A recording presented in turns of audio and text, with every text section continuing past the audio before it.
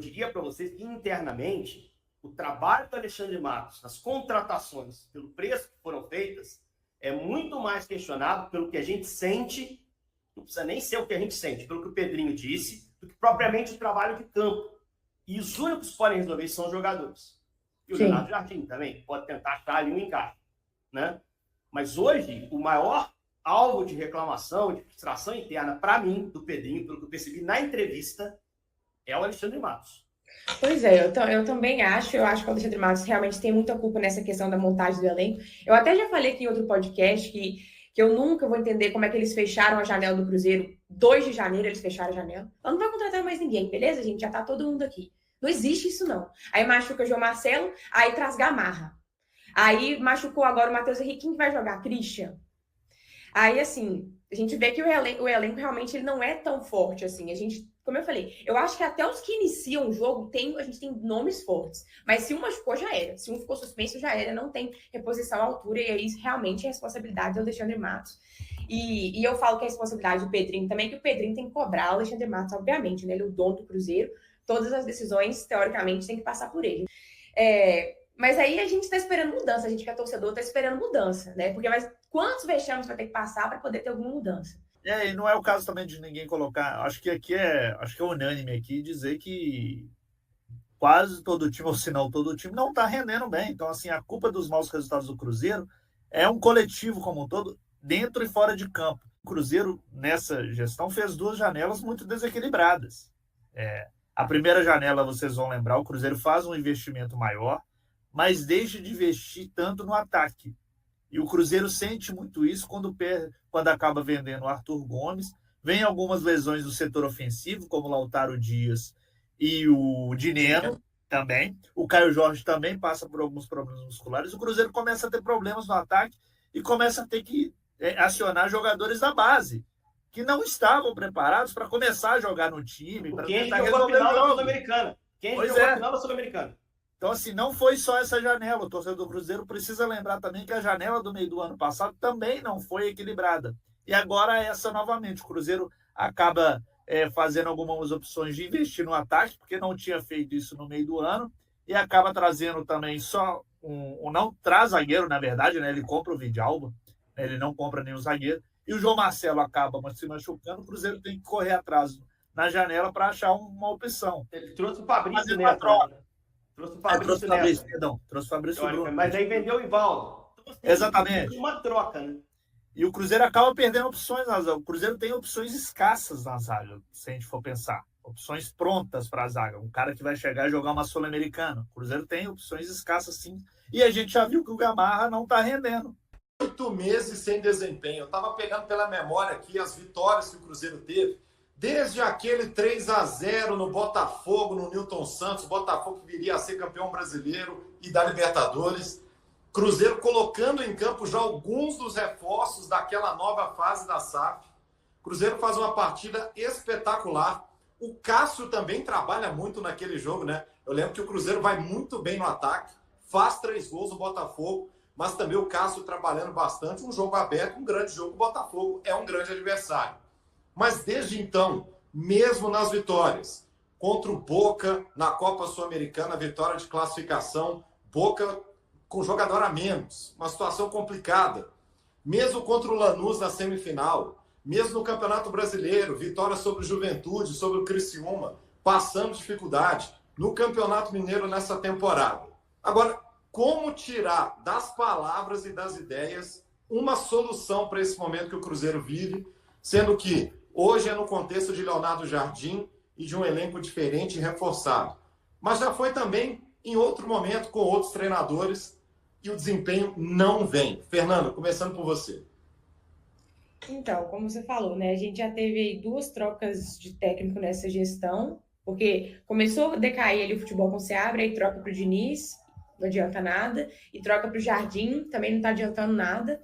E aí a gente começa a chegar à conclusão que o problema não é técnico, né? Os técnicos podem ter erros e tal, mas aparentemente não são os principais culpados, porque trocou 2 vezes e continuou ruim, algumas vezes até diria que piorou.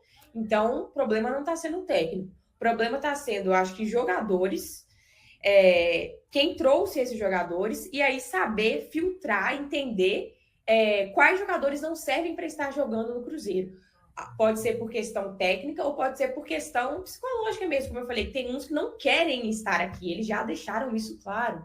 Então, eu acho que falta um trabalho da direção de futebol ali, Alexandre Matos e tal, de ver, fulano não quer estar aqui, tchau. Ou então afasta, não vai jogar, não adianta ficar colocando um jogador que já deixou claro que não quer estar aqui e que não está rendendo. Então, eu acho que falta isso. Mas aí não vai ter mais jogador, não vai ter ninguém se afastar tanto. Vamos começar a usar a base, então. Porque a base do Cruzeiro é uma base muito competitiva, a gente está sempre aí revelando jogador, nem sempre a gente está aproveitando, né, sabendo vender nem nada. Mas a gente está aí com bons jogadores direto. Só que parece que toda vez que um jogador do Cruzeiro, ele destaca, aí manda embora. Não é que manda embora, mas sei lá, empresta e tal. Eu entendo que em alguns casos é bom emprestar para pegar ritmo e tudo, mas aí a gente vai ficando sem opção. Por exemplo, o Joseph é um ótimo jogador, um cara que poderia estar ali no lugar do Matheus Henrique. Aí mandaram ele lá para o América, né? Não sei se dá para pegar de volta, eu acho que não, enfim.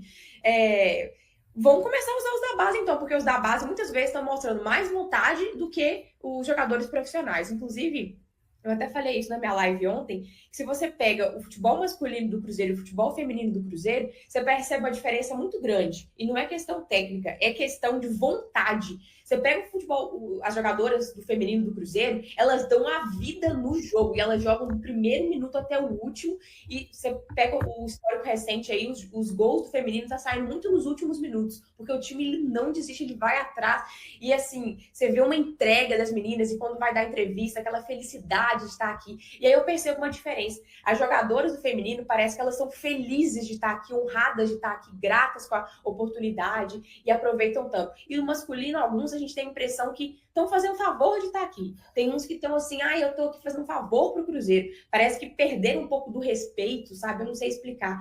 E eu não estou falando de todos, estou falando de alguns. Então tem que saber identificar quem são esses que estão insatisfeitos, que talvez não querem estar aqui mais, e afastar e tirar, e aí deixar quem quer estar aqui, porque tem uns que a gente consegue perceber. Eu acho que o Cássio, inclusive, é um deles. É um que eu sinto que ele incomoda com as derrotas, que ele comemora as vitórias. É um jogador que eu sinto que ele usou os 35 dias para melhorar. Ele começou o ano mal, chegou aos 35 dias, ele falou, vou começar a me esforçar mais, treinar mais. E depois da pausa, ele voltou muito melhor, fazendo defesas muito importantes e tomando menos gols idiotas, igual estava sendo no início. Então, o Cássio é um que eu sinto que ele quer estar aqui, que ele incomoda com a derrota. Tem uns outros também. E aí, colocar jogador em campo que quer estar aqui. É muito difícil de reformular elenco agora, né? Porque fechou janela internacional, enfim, a nacional... não sei nem se tem tempo suficiente para isso, como eu falei. O Cruzeiro fechou as possibilidades muito cedo. E aí, não tentar na janela do meio do ano reformular, mas assim, a gente está muito insatisfeito com os jogadores e aquilo, com o Alexandre Matos, que foi o cara que trouxe, que é o cara que não tá barrando, que não, enfim, não tá sabendo dispensar as peças certas, tem uma galera que já tá aí, que já era para ter sido dispensado, que a gente tá falando, e como o Gabriel também falou, a questão das janelas desequilibradas, né, tanto a primeira quanto a segunda.